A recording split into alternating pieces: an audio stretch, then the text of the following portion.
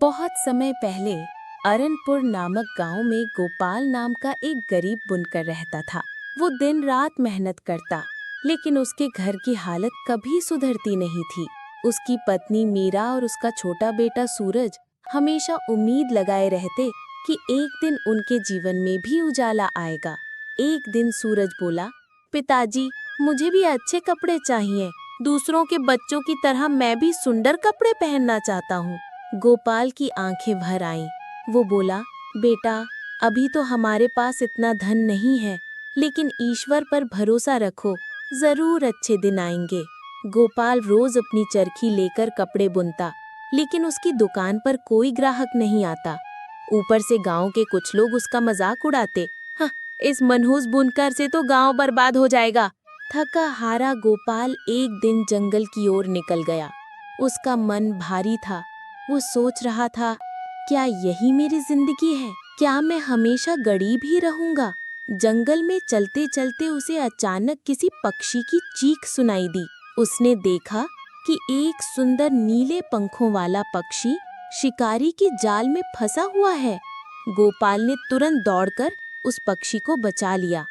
पक्षी ने इंसानी आवाज में कहा, गोपाल, तुमने मेरी जान बचाई है।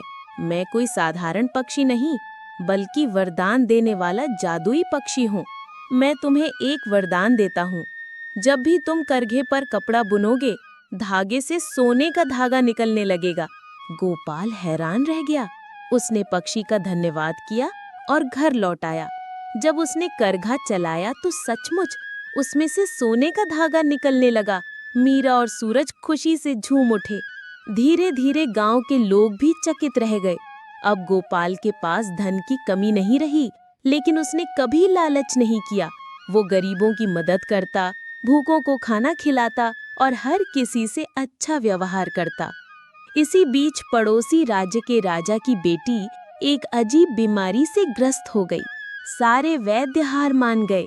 तब राजगुरु ने बताया, राजकुमारी का इलाज केवल तभी होगा जब उसे ऐसे कपड़े पहनाए जाएं जिनमें सच्चे इंसान के आंसुओं और सोने के धागों का मेल हो। राजा ने हर जगह खोज शुरू करवाई। अंततः उन्हें गोपाल के बारे में पता चला। राजा सैनिकों के साथ उसके घर पहुंचा और बोला, गोपाल, मुझे तेरे सोने के धागे चाहिए। तू चाहे जितना धन मांग ले, मैं दूंगा। बस मेरी पुत्री की जान बचा ले। गोपाल ने मुस्कुराते हुए कहा, महाराज, मैं आपके धन के लिए नहीं, बल्कि सेवा के लिए तैयार हूँ। अगर मेरे सोने के धागों से आपकी पुत्री का जीवन बच सकता है, तो ये मेरे लिए गर्व की बात होगी। गोपाल ने खुद करघा चलाकर सोने का वस्त्र बुना। जब वो वस्त्र राजकुमारी को पहनाया गया, तो वो तुरंत स्वस्थ हो गई। राजा बहुत प्रसन्न हुए। उन्होंने गोपाल को बहुत सा धन और सम्मान दिया, लेकिन गोपाल ने कहा, महाराज, मुझे अधिक धन की लालसा नहीं है। बस इतना दीजिए कि मैं अपने गांव के लोगों की मदद कर सकूं।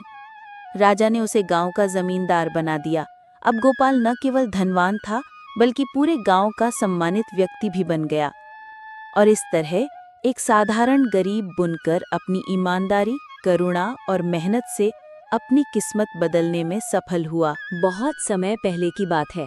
एक छोटे से कस्बे में मोहन नाम का एक साधारण बढ़ई रहता था। वो लकड़ी से सुंदर सामान बनाता था, लेकिन गरीबी की वजह से उसकी पहचान केवल अपने मोहल्ले तक ही सीमित थी। इसी बीच नगर के राजा की पुत्री अचानक गंभीर रूप से बीमार पड़ गई। राज्य के वैद्य, तांत्रिक और बड़े बड़े ज्ञानी बुलाए गए, पर कोई लाभ नहीं हुआ। राजा व्याकुल थे। उन्होंने घोषणा करवाई, जो मेरी पुत्री को स्वस्थ कर देगा, मैं उसे अपार धन और मान सम्मान दूंगा। इसी दौरान किसी ने बताया कि मोहन के पास एक ऐसा चंदन की लकड़ी का संदूक है जिसकी सुगंध से बीमार व्यक्ति को शांति मिलती है। राजा तुरंत सैनिकों के साथ मोहन के घर पहुंचे और बोले, मोहन, मुझे वो संदूक चाहिए। बदले में जितना धन मांगो मैं दूंगा। मोहन ने हाथ जोड़कर विनम्रता से कहा, महाराज, मैं धन के लिए ये संदूक नहीं दूंगा। यदि इससे राजकुमारी की जान बच सकती है, तो ये मेरे लिए सौभाग्य होगा। मोहन ने खुद वो संदूक राजमहल पहुंचाया और राजकुमारी के कक्ष में रखा। कुछ ही समय बाद उसकी सुगंध से राजकुमारी की हालत सुधरने लगी और कुछ दिनों में वो पूर्णतः स्वस्थ हो गई। राजा अत्यंत प्रसन्न हुए और मोहन को सोने चांदी से भरपूर इनाम देने लगे।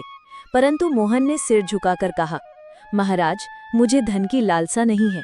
यदि आप सच में इनाम देना चाहते हैं तो मेरे कस्बे के गरीब लोगों की मदद कीजिए।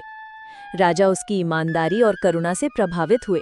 उन्होंने पूरे कस्बे में अनाज, धन और रोजगार की व्यवस्था करवाई